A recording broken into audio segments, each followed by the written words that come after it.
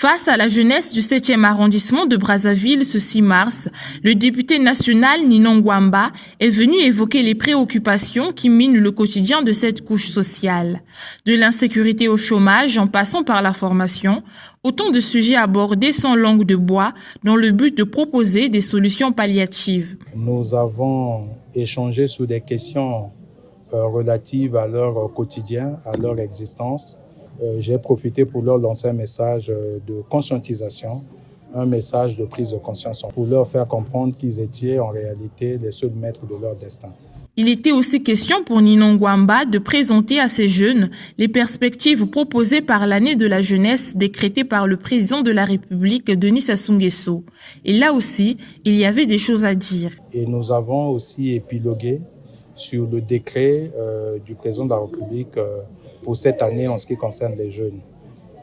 J'ai tenu à éclairer la lanterne des jeunes sur ce décret parce qu'il faut avouer qu'il y a beaucoup de confusion, beaucoup d'incompréhension autour de ce décret. Donc, il m'appartenait à moi, en tant que membre de la majorité présidentielle, de pouvoir descendre vers la base, plus précisément vers les jeunes, pour échanger avec eux, pour effectivement, comme je l'ai dit tout à l'heure, éclairer leur lanterne.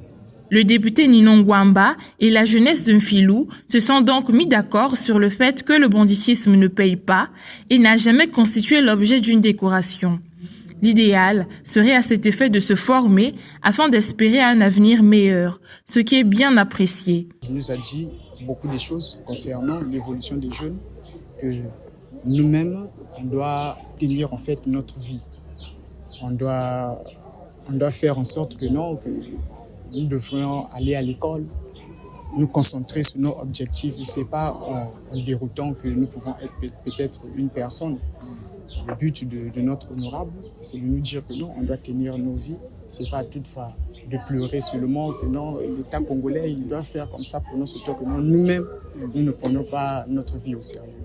C'est comme un cours de développement personnel. Parce que ce qu'il a dit, c'est très important pour la jeunesse. Vous voyez que beaucoup de jeunes sont perdus parce qu'ils n'ont pas de repères. Parce qu'ils n'ont pas quelqu'un en qui ils peuvent se confier pour essayer de gravir les échelons. Donc, ce que l'honorable nous a renseigné aujourd'hui est très important pour nos vies, pour la vie des jeunes de Mfilou. Cette rencontre citoyenne s'inscrit dans le cadre de la poursuite du Mbongi des jeunes, un concept mis en musique par l'élu de Wenze 4 afin d'échanger avec la jeunesse de Brazzaville.